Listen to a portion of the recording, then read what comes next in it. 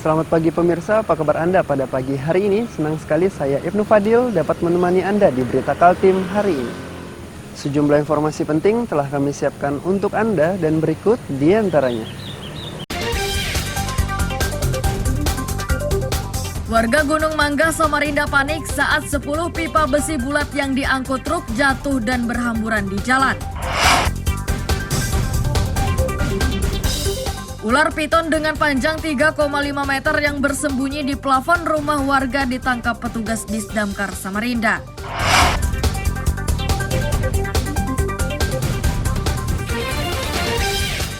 Puluhan relawan ambulan di Samarinda dibekali pengetahuan penanganan patah tulang, gangguan jantung, dan cedera leher.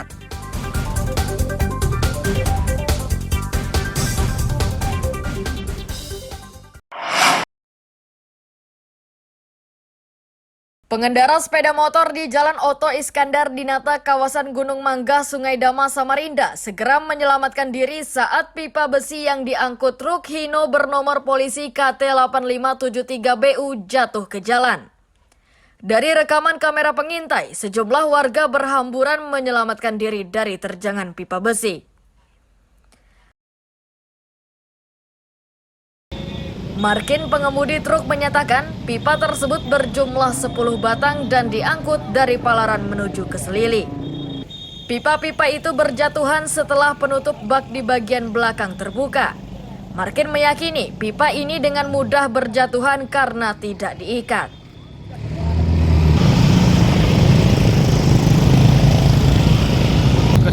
Ke Selili. Ya. Bawa berapa pipa? Bawa 10 pipa. 10 pipa. Yang jatuh berapa? Yang jatuh semua. Semua jatuh. Nah, kenapa tadi, Pak? Apakah tidak kuat menanjak atau gimana? Saya sementara menaik, langsung saya dengar bunyi duk begitu di belakangnya. Oh gitu. Sekalinya mungkin benturan dari atas jatuh. Begitu langsung lepas semua, sekalian bagasi belakangnya terlepas. Oh, terlepas semua bagasi Iya. belakang. Tadi diikat nggak ini Pak di belakang Pak? Tadi ikan. Nggak diikat Pak ya? Rancangannya lepas. Oh, Sudah tadi Pak mobilnya itu sudah tadi. Jadi kalau jadi ini mau diantar kemana Pak rencana Pak? Ke Selili. ke Selili. Seorang warga menyatakan awalnya truk berhenti di tanjakan dan tak berapa lama bergerak maju. Secara tiba-tiba pipa tersebut berjatuhan ke jalan raya.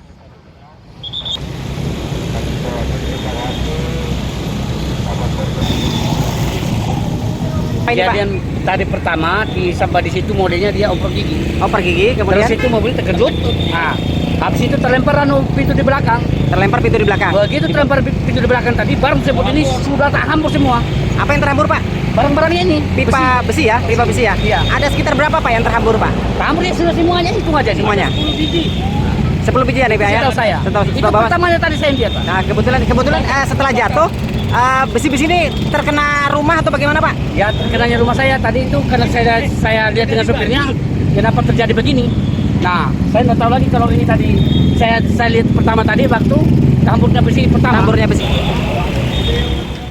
Polisi bersama Dinas Perhubungan, BPBD, dan relawan yang tiba di lokasi kejadian secepatnya mengatur arus lalu lintas agar kemacetan tidak bertambah panjang. Amir Hamzah dan Iswanto melaporkan dari Samarinda.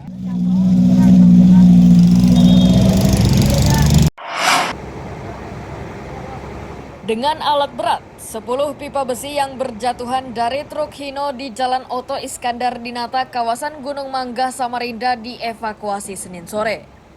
Proses evakuasi ini tidak mudah karena lokasinya di jalan menanjak.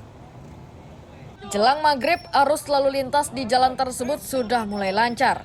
Sementara sopir truk trailer bernomor polisi KT8573BU yang membawa pipa besi bulat untuk sementara ditahan polisi.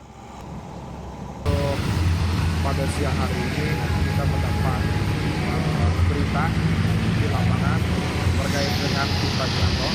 Kemudian kami berkoordinasi dengan satuan lalu lintas, kemudian pos sambutan dengan BIN turut serta mengamankan jalur evakuasi.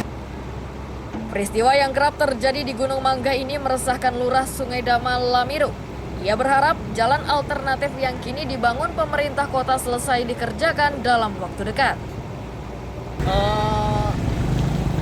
Tadi ada sempat juga komen masyarakat bilang Pak Lurah kalau bisa terowongan itu cepat diselesaikan. Ya. Karena kondisi ini memang sudah kejadiannya sudah berkali-kali. Dulu itu pernah yang kejadian seperti ini ada sampai 3 orang meninggal, Pak. Iya. Nah, ini juga alhamdulillah tadi kejadian ini masih jauh dari Adanya kita dilindungi sama Yang Maha Kuasa, alhamdulillah tidak ada korban. Tidak ada korban ya. Ini yang menjadi harapan kita, mudah-mudahan semoga tidak akan terjadi kedua kalian lagi. Arus lalu lintas di Gunung Mangga ini kembali normal setelah pipa besi tersebut berhasil dievakuasi. Sementara pengemudi truk pengangkut pipa besi masih dimintai keterangan oleh polisi. Amir Hamzah dan Iswanto melaporkan dari Samarinda.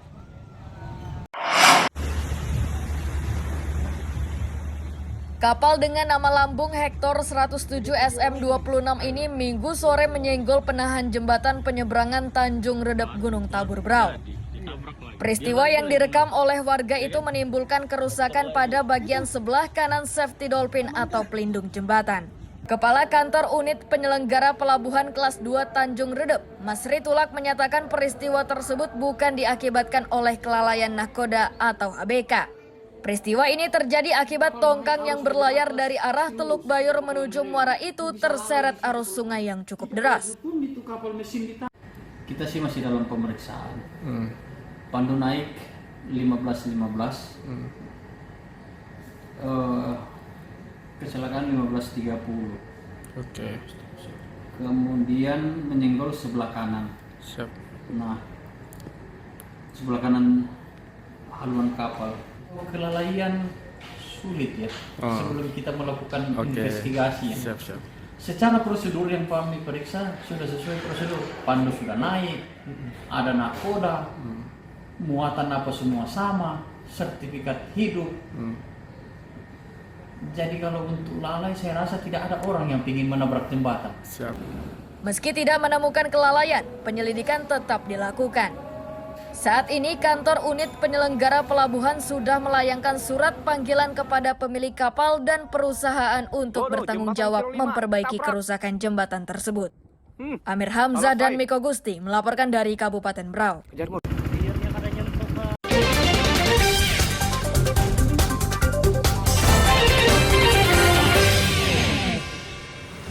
Masih bersama saya Ibnu Fadil, pemirsa Anda kembali menyaksikan 3 berita utama Kaltim hari ini.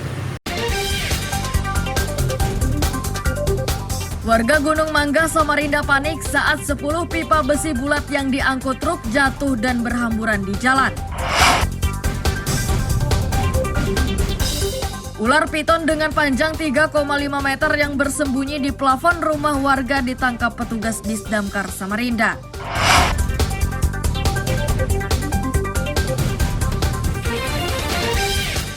Puluhan relawan ambulan di Samarinda dibekali pengetahuan penanganan patah tulang, gangguan jantung, dan cedera leher.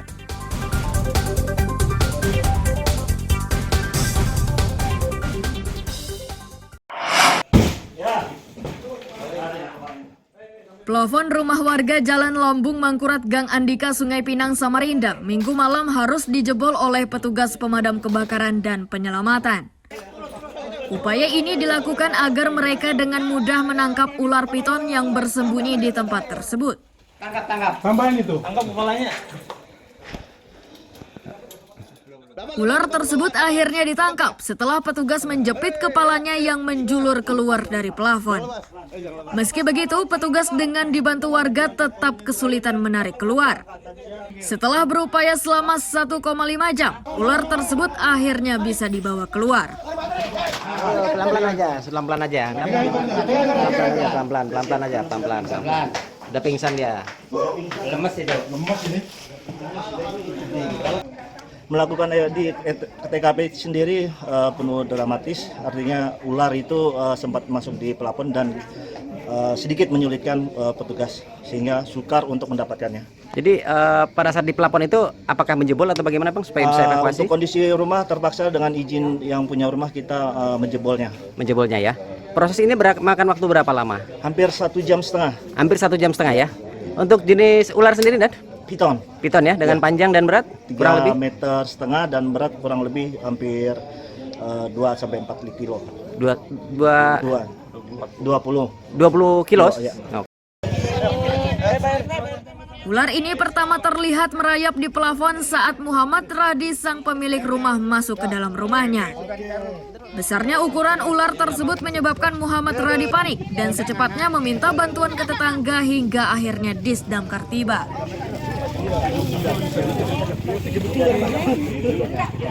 Saya baru mau masuk, pelapunnya jebol, kelihatan badannya separuh. Di ruang mana, Pak? Di dekat muka pintu ini lah. Dekat muka pintu. Begitu Ya. mau masuk ke rumah ya? Baru membuka pintu itu nah. Kemudian Jebol, kelihatan badannya separuh, kepala Anda kelihatan tapi badannya aja yang kelihatan. berarti tergantung. Masih tergantung. Tergantung. Sebelumnya sudah pernah lihat ular ini atau Belum gimana? pernah. Belum pernah ya? Belum pernah. Setelah itu apa yang dilakukan Pak? Ya mau menurunkan cuma nggak bisa. Ditarik? Ya mau ditarik tapi nggak berani megang. Rencananya, ular ini akan dilepaskan ke habitatnya, namun sebelumnya dibawa ke posko damkar untuk menentukan lokasi yang aman melepas ular tersebut. Amir Hamzah dan Iswanto melaporkan dari Samarinda. Oke, ayo ya. Mari Bang. Mari. Ya.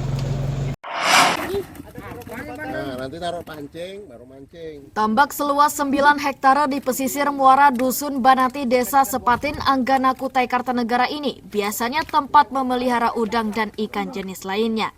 Aktivitas tersebut kini dihentikan menyusul wabah penyakit yang menyebabkan udang dan ikan mati secara tiba-tiba hingga menyebabkan petani gagal panen.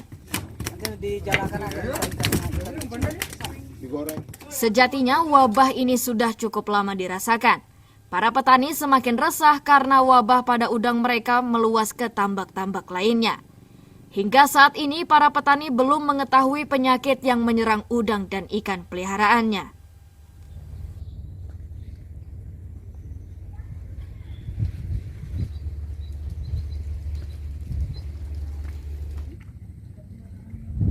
Kayaknya kalau kita lihat ya, tahun yang lalu dengan tahun ini memang tahun ini menurun.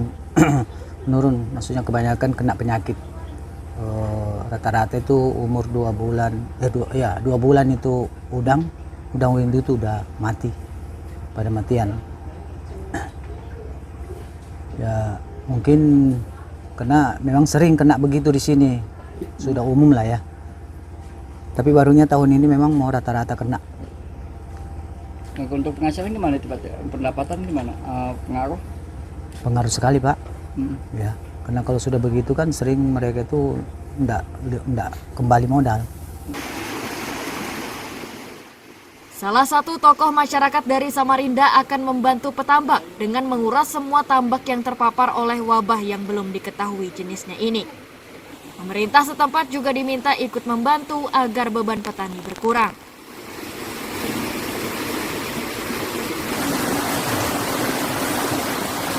Sangat memperhatikan, makanya kenapa kita menguras tambak ini karena kemarin minggu-minggu kemarin kena wabah, seluruh tambak ini kena wabah istilahnya penyakit yang akibat gagal panen. Makanya kenapa saya ingin lihat seperti apa. Kalau memang Allah berkehendak saya membantu, insya Allah akan saya bantu nanti kalau ada rezeki seperti itu. Khusus untuk perhatian pemerintah seperti apa, karena kita kan tidak tahu seperti apa mengatasinya wabah itu, karena kita harus perlu bantuan pemerintah seperti. Masih belum difungsikannya tambak sebagai tempat pemeliharaan ikan menyebabkan lokasi ini jadi incaran warga sekitar yang gemar memancing. Amir Hamzah dan tim liputan melaporkan dari Kutai Kartanegara.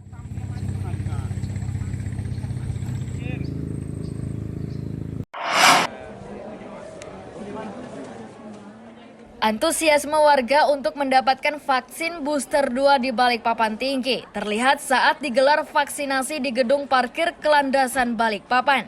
Dinas Kesehatan Balikpapan mencatat capaian vaksinasi booster 2 hingga Senin siang sudah 16,82%, sementara stok vaksin masih 2.140 dosis.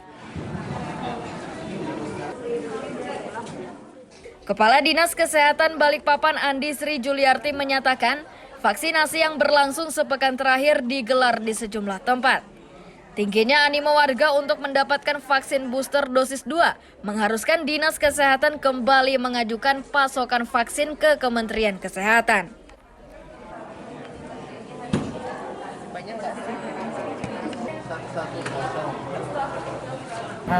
Dalam seminggu ini kita sudah melaksanakan baik di sentra vaksinasi di gedung parkir maupun di seluruh puskesmas, dan juga saat ini sudah bergerak juga membuka pelayanan dari Rumah Sakit Tentara, Polda ya sudah ikut, dan KKP Kantor Kesehatan Pelabuhan. Capaiannya sampai hari ini di 16,82%. Itu untuk booster kedua. Ya. Dan kita tersedia vaksin sejumlah 2.140 dan kita juga sudah meminta lagi karena memang kita lihat kalau di Balikpapan animo masyarakat untuk melakukan vaksinasi cukup cepat dan tinggi. Ya. Percepatan vaksinasi booster 2 terus dilakukan hingga semua warga sudah divaksin. Amir Hamzah dan David Purba melaporkan dari Balikpapan.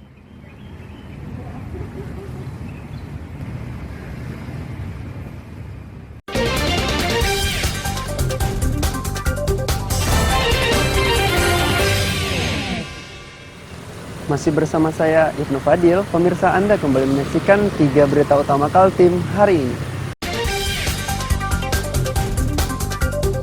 Warga Gunung Mangga, Samarinda panik saat 10 pipa besi bulat yang diangkut truk jatuh dan berhamburan di jalan. Ular piton dengan panjang 3,5 meter yang bersembunyi di plafon rumah warga ditangkap petugas Disdamkar Samarinda.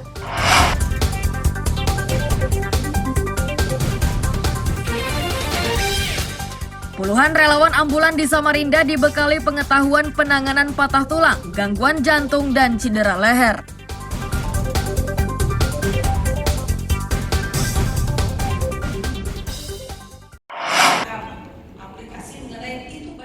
Beragam produk hasil usaha mikro kecil dan menengah atau UMKM Samarinda dipamerkan dalam acara diseminasi kekayaan intelektual Senin siang.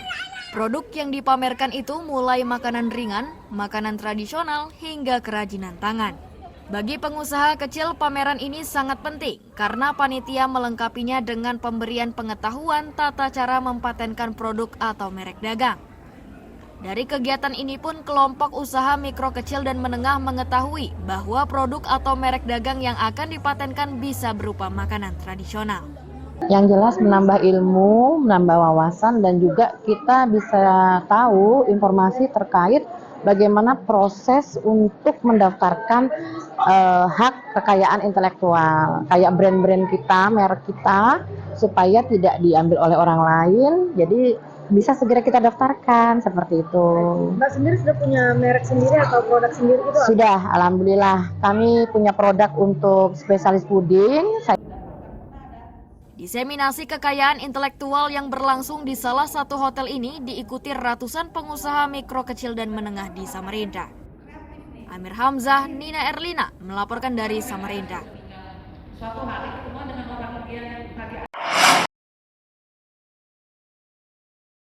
16.000 tenaga kerja untuk Ibu Kota Negara Nusantara di Sepaku Penajam Pasar Utara dalam waktu dekat sudah akan didatangkan. Hal itu ditegaskan Deputi Bidang Pengendalian Pembangunan IKN, Thomas Umbu Patiteno Bolodadi Senin siang di Balikpapan. Dari jumlah tersebut, sebagian diantaranya merupakan tenaga kerja lokal yang sudah diberi pelatihan secara khusus. Pengerahan tenaga kerja lokal ini atas petunjuk Presiden yang menghendaki agar tenaga kerja lokal tetap diberdayakan. Sesuai jadwal, belasan ribu tenaga kerja ini akan mulai masuk ke kawasan Ibu Kota Negara pada bulan Mei 2023.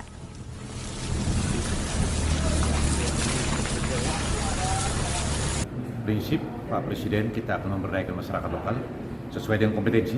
Saya ulang ini, sesuai dengan kompetensi, dan terkait kompetensi ini pun sekali lagi otoritas tidak tinggal diam. Sejak awal kita sudah melakukan pendampingan, melakukan pelatihan untuk upskilling, sudah kita lakukan sehingga nanti kita akan berkoordinasi cepat dengan PUPR. Sekali lagi, kita akan membuat bagaimana kategorisasinya terkait dengan skill yang apa dimiliki oleh masyarakat dan sesuai dengan kriteria pekerja akan masuk ke otorita IKN dan bagaimana dengan penduduk lokal dan pendatang nantinya. Sehingga nanti sekali lagi tidak ada persoalan apapun, tidak ada dikotomi antara pribumi dan pendatang. Kita dengan semangat kebersamaan membangun IKN. Rencananya kapan sih Pak kedatangan 16.000 pekerja ini Pak? Saya kira sebentar lagi kalau tender proyek sudah selesai dan pekerjaan yang hari ini kita dengar dari PUPR kurang lebih sekitar nanti dalam waktu dekat, karena memang pekerjaan akan dimulai sekitar bulan Mei. Otorita Ibu Kota Negara sudah menyiapkan 2.000 tenaga kerja lokal sesuai dengan bidang dan keahlian masing-masing. Amir Hamzah dan David Purba melaporkan dari Balikpapan.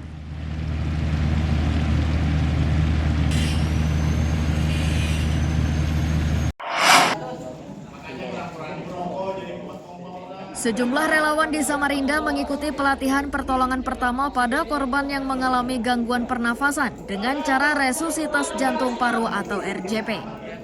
Pelatihan yang berlangsung di Gedung Geraha Pemuda Jalan Awe Syahrani Samarinda ini diikuti 27 satuan relawan khusus ambulans.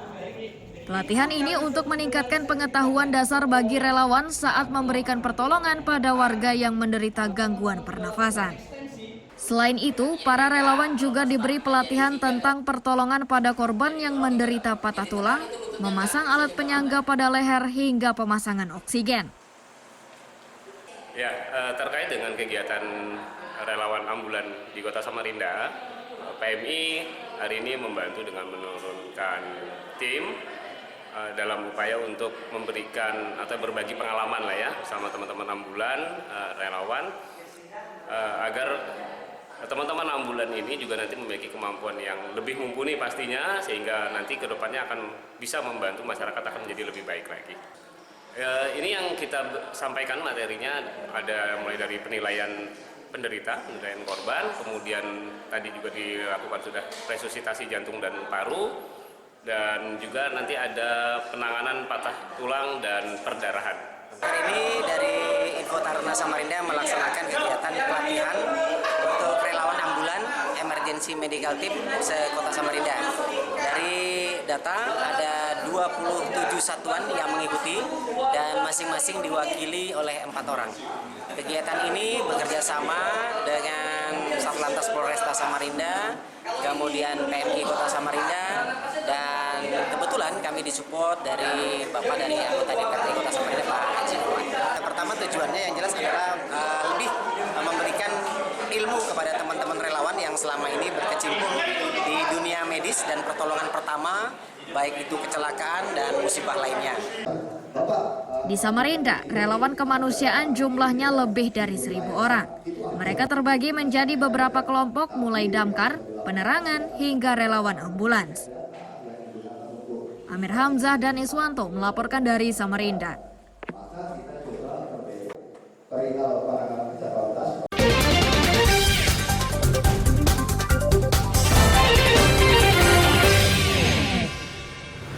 Pemirsa, berita tadi menjadi akhir kebersamaan kita pada pagi hari ini. Saya Ibnu Fadil dan tim redaksi pamit undur diri. Selamat pagi, salam sejahtera, dan sampai jumpa.